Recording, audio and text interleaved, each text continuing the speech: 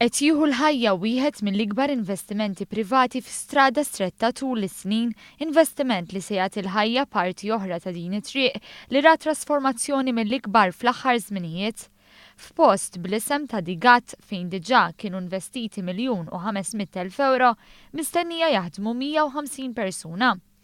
Digattu laqam li jingħata lil biċċa ta' isfel ta' triq strada stretta minn baħrin Amerikani u Ingliżi bejn is-seklu 19 u nofs is-seklu 20. Post li kien jilqa' klassijiet soċjali differenti flimkien ma' ħafna nies differenti minn kull aspett tal-ħajja.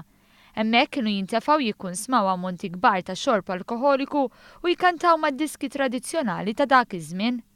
Sfortunatament strada stretta tħallit tiddegreda, però tul l-aħħar snin din it-triq reġgħet bdiet tieħu l-ħajja e kif kienet punt ta' riferiment sabiex il-kapitali tikseb dera u element frisk, speċjalment malli ħarġu l-pjanijiet għal Valletta 2018. Digat jibni propju fuq dan billi jara li jiġu restawrati dawn il-ħwienet tax-xorb antiki f'din il-parti ta' strada stretta. Restawr li jħalli l-element antik tal-ħwienet flimkien ma' l-ismijiet oriġinali tagħhom sabiex ma jintilifx l-atmosfera li l-famuża triq iġġib magħha.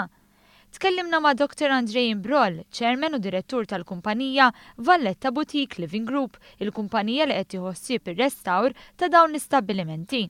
Bħala VBL Group, il-ħsieb tagħna kien dejjem li nħolqu post awtentiku fejn iż-żgħażagħ u diversi nies oħra, it-turisti kollha li llum il-ġurnata qed jiġu l-belt ikollhom fejn jiġu jieħdu gost fuq live music, eateries ta' kwalità, bars naqra differenti u awtentiċi milli hawn il-massa tagħhom. Il-grupp huwa sit ta' 9 stabbilimenti li jagħmlu parti minn Digat iżda mbagħad dawn se jinkrew bilan li jitmexxew minn imprendituri oħra.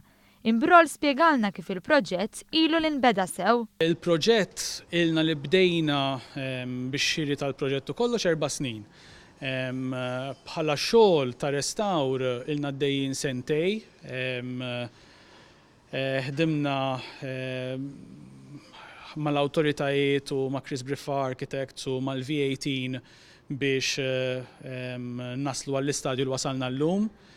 Sissa investejna l-fuq minn €1,500,000 li l-maġġor parti minnu mar biex jiġi rrestawrat l-intern ta' dawn il-livelli fejn ġejjin il-ħwienet. Fl-aħħar nett Imbrol qasammana wkoll fuq l-importanza li jkun hemm restawr bis-sens li jżomm mat-tema l-istrada stretta stabbilixxiet fl-antik. Dejjem tajna importanza kbira lejn il-mod kif nirrinnovaw il-post, qabbadna dejjem l-aqwa periti u konsultajna ma' diversi awtoritajiet biex nippruvaw noħolqu atmosfera awtentika, però fl-istess ħin li tadatta ruħha għall bżonnijiet tal-catering outlets tal-lum.